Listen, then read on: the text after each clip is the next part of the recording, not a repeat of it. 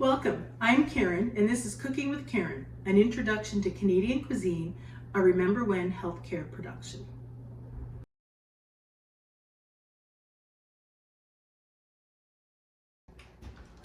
Next, we're going to prepare some fish. Different types of fish. In this case, we're just going to open the fish, new set of gloves.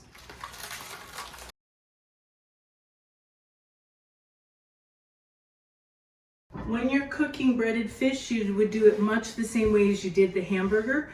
Leave it for, I'll say a minute or a bit, till it starts to sizzle, then you would flip it. If you flip it too frequently, it may crack in half. Just moving the fillet back and forth. This would be a minute to talk about different types of fish. This one is a tilapia, which is a white fish.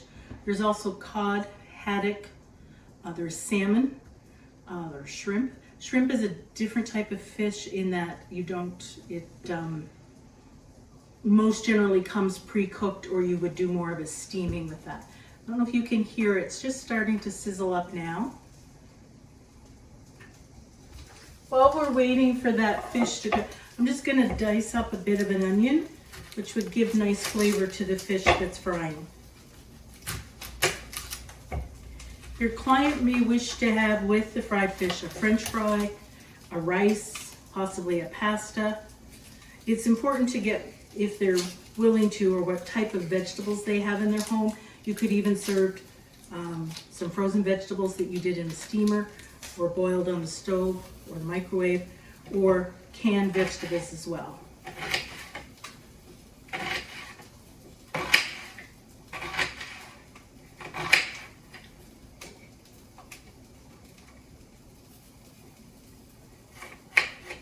In this case, I'm just slicing just a few pieces of onion. It will also give a bit of flavor with the fish as well.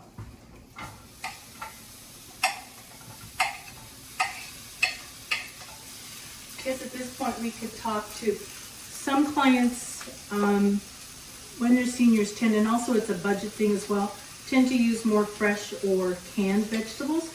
You could also, if they have peppers or those types of things, ask them if they would like to have those cut up to add with the fish as well.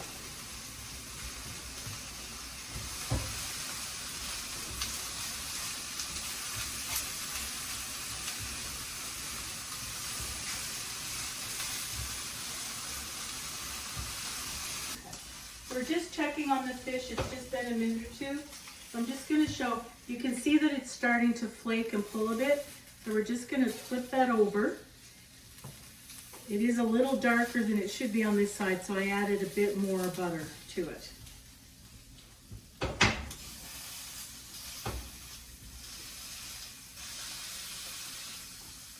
A good way to test, or the way to properly test fish, is it should flake when it's been cooked. True enough.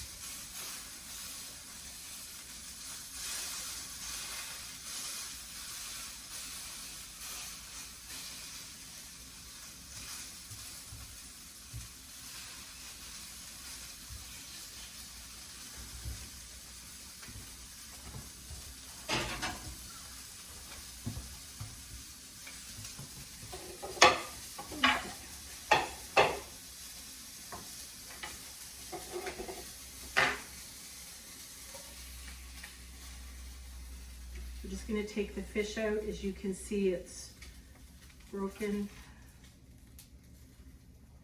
And the onion as well. Just a little bit of a char on it, but like a fried onion to go with the fish. Now I would take a fork just to flake the fish. So if it flakes easily, you can see how it's just kind of starting to lift up through the coating, then the fish is done. Just like that.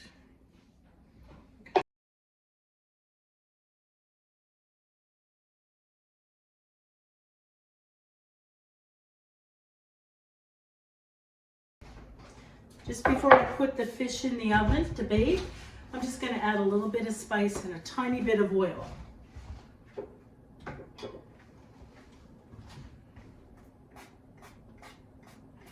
You could cover this fish.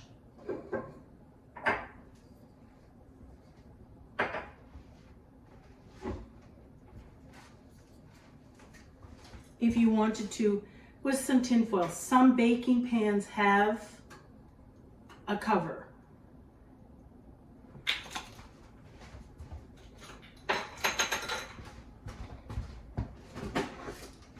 If not,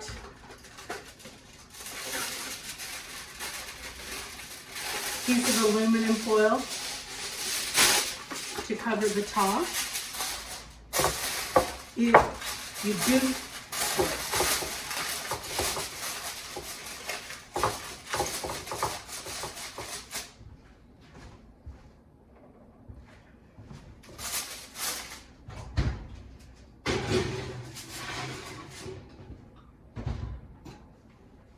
It is important when you're putting things in the oven to only use aluminum foil, not parchment paper for cooking and not saran wrap. If the client did not have aluminum foil, you would just need to check the meat more frequently while it's cooking to make sure that it doesn't dry out.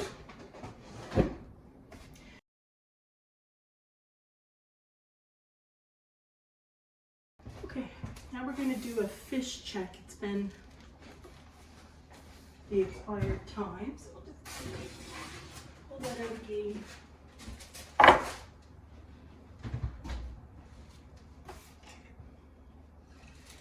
Just be careful while lifting the tin foil. There is, as you can see, a lot of steam.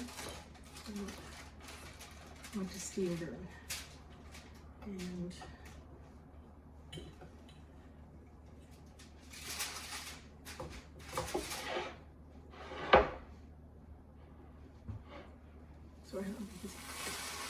as it slides down the pan, you can see that it's flaking and lifting. So the baked fish is done. It's important to keep it moist, like I said, with that bit of oil so that it's not dried out. You could also, if you had leftover steamed fish or baked fish, excuse me, you could use that to make a fish cake the next day.